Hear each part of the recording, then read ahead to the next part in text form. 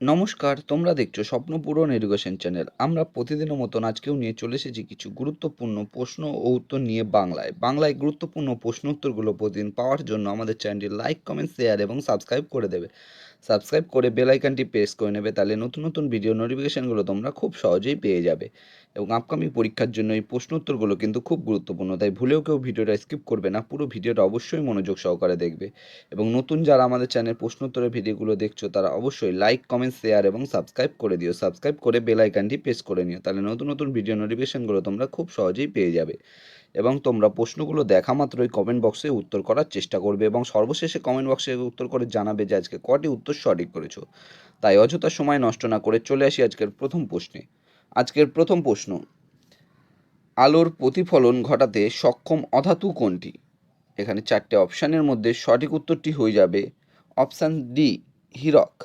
আলোর প্রতিফলন ঘটাতে সক্ষম অধাতু হীরক। নেক্সট কোশ্চেন, যে মৌলের অণুতে দ্বিবন্ধন সৃষ্টি হয়? এখানে সঠিক উত্তর হয়ে যাবে O2, অক্সিজেন। যে মৌলের অণুতে দ্বিবন্ধন সৃষ্টি হয় সেটা হলো O2 বা অক্সিজেন। নেক্সট কোশ্চেন, চন্দননগরে কোন বিদেশি শক্তির উপনিবেশ ছিল? এখানে চারটে অপশনের মধ্যে সঠিক উত্তরটি হয়ে যাবে অপশান সি, ফরাসি। চন্দননগরে ফরাসিদের শক্তির উপনিবেশ ছিল। নেক্সট কোশ্চেন, বসন্ত ঋতুর সঙ্গে কোন রাগ সম্পর্কিত? এখানে সঠিক উত্তরটি হয়ে যাবে অপশান ডি, হিন্দোল। বসন্ত ঋতুর সঙ্গে হিন্দোল রাগ সম্পর্কিত। নেক্সট কোশ্চেন, স্বদেশ বান্ধব সমিতি কে গঠন করেছিলেন? এখানে সঠিক উত্তরটি হয়ে যাবে অপশান এ, অশ্বিনী কুমার দত্ত। স্বদেশ বান্ধব সমিতি গঠন করেছিলেন অশ্বিনী কুমার দত্ত। এবং তোমরা কমেন্ট বক্সে কমেন্ট করে জানাবে এই স্বদেশ বান্ধব সমিতি গঠন করেছিল অশ্বিনী কুমার দত্ত কত সালে। নেক্সট কোশ্চেন, কলকাতাকে প্রাসাদ নগরী আখ্যা দিয়েছিলেন কে? এখানে সঠিক উত্তরটি হয়ে যাবে অপশান ডি, রবার্ট ক্লাইভ। কলকাতাকে প্রাসাদ নগরী আখ্যা দিয়েছিলেন রবার্ট ক্লাইভ। নেক্সট কোশ্চেন, বাংলায় প্রচারিত প্রথম সংবাদপত্রের নাম কি ছিল? এখানে সঠিক উত্তরটি হয়ে যাবে অপশান বি, সমাচার দর্পণ। বাংলায় প্রচারিত প্রথম সংবাদপত্রের নাম ছিল সমাচার দর্পণ। এবং এই সমাচার দর্পণটি কার লেখা তোমরা কমেন্ট বক্সে অবশ্যই কমেন্ট করে জানাবে। নেক্সট কোশ্চেন, জাপ্তি প্রথা কে প্রবর্তন করেছিলেন? জাপ্তি প্রথা কে প্রবর্তন করেছিলেন? এখানে সঠিক উত্তরটি হয়ে যাবে অপশান সি, আকবর। জাপ্তি প্রথা প্রবর্তন করেছিলেন আকবর। নেক্সট কোশ্চেন, উদ্ভিদ গ্লুকোজ সঞ্চিত রাখে? অপশান এখানে চারটে রয়েছে, তার মধ্যে সঠিক উত্তরটি হয়ে যাবে অপশান সি, শ্বেতসার রূপে। উদ্ভিদ গ্লুকোজ সঞ্চিত রাখে শ্বেতসার রূপে। নেক্সট কোশ্চেন, কে অস্ত্র আইন পাশ করেছিলেন? এখানে সঠিক উত্তরটি হয়ে যাবে অপশান বি, লর্ড লিটন। অস্ত্র আইন পাশ করেছিলেন Lord Liton. Next question, Amuktamalyada কে লিখেছিলেন? এখানে সঠিক উত্তরটি হয়ে যাবে অপশান বি, কৃষ্ণদেব রায়। আমুক্তমাল্যদা লিখেছিলেন কৃষ্ণদেব রায়। নেক্সট কোশ্চেন, ভারতের রাজ্যসভার সভাপতিত্ব কে করেন? এখানে সঠিক উত্তরটি হয়ে যাবে অপশান সি, উপরাষ্ট্রপতি। ভারতের রাজ্যসভার সভাপতিত্ব করেন উপরাষ্ট্রপতি। নেক্সট কোশ্চেন, লাক্ষাদ্বীপ কি দ্বারা গঠিত? এখানে সঠিক উত্তরটি হয়ে যাবে অপশান বি, প্রবাল। লাক্ষাদ্বীপ প্রবাল দ্বারা গঠিত। নেক্সট কোশ্চেন, ভূপৃষ্ঠ থেকে অনেক উঁচুতে অভিকর্ষজ ত্বরণের মান? এখানে চারটে অপশানের মধ্যে সঠিক উত্তরটি হয়ে যাবে অপশান এ, কমে যায়।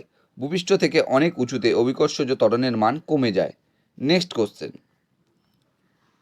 বৌদ্ধদের প্রধান ধর্মগ্রন্থের নাম কি? এখানে সঠিক উত্তরটি হয়ে যাবে অপশান বি, ত্রিপিটক। বৌদ্ধদের প্রধান ধর্মগ্রন্থের নাম ত্রিপিটক।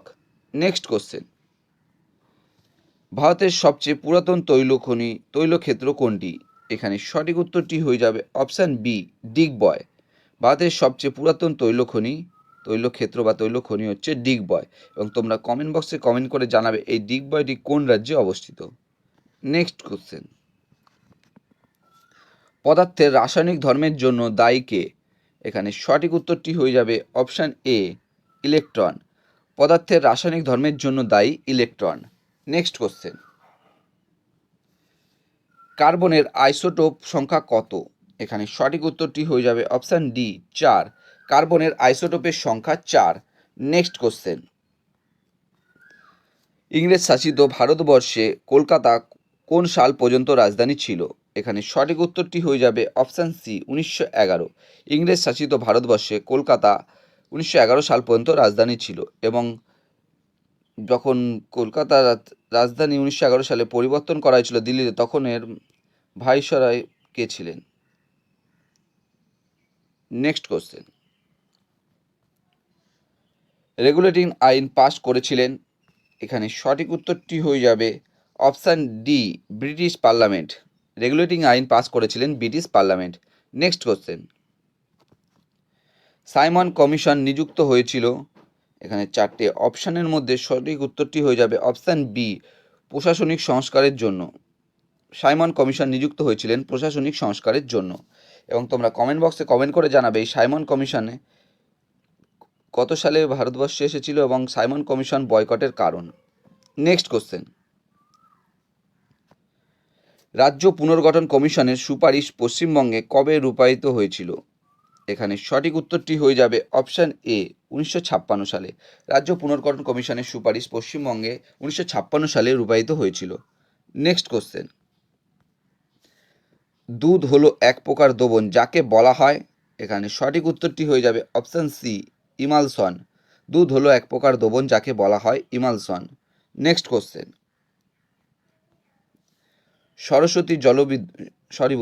সরাবতী জলবিদ্যুৎ প্রকল্প নিচের কোন রাজ্যে অবস্থিত? এখানে 4টে অপশানের মধ্যে সঠিক উত্তরটি হয়ে যাবে অপশান ডি কর্ণাটক।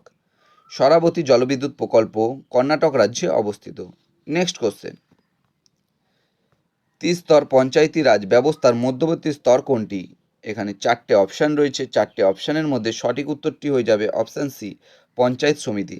ত্রিস্তর পঞ্চায়েতি রাজ ব্যবস্থার মধ্যবর্তী স্তর পঞ্চায়েত সমিতি। বন্ধুরা, তোমাদের জন্য আজকে এ প্রশ্ন উত্তর ছিল। তোমাদের প্রশ্ন উত্তরগুলো কেমন লাগলো তা অবশ্যই কমেন্ট বক্সে কমেন্ট করে জানিও এবং প্রশ্ন উত্তরগুলো পেয়ে তোমরা উপকৃত হয়ে থাকলে অবশ্যই আমাদের চ্যানেলটি লাইক, কমেন্ট, শেয়ার এবং সাবস্ক্রাইব করে দেবে।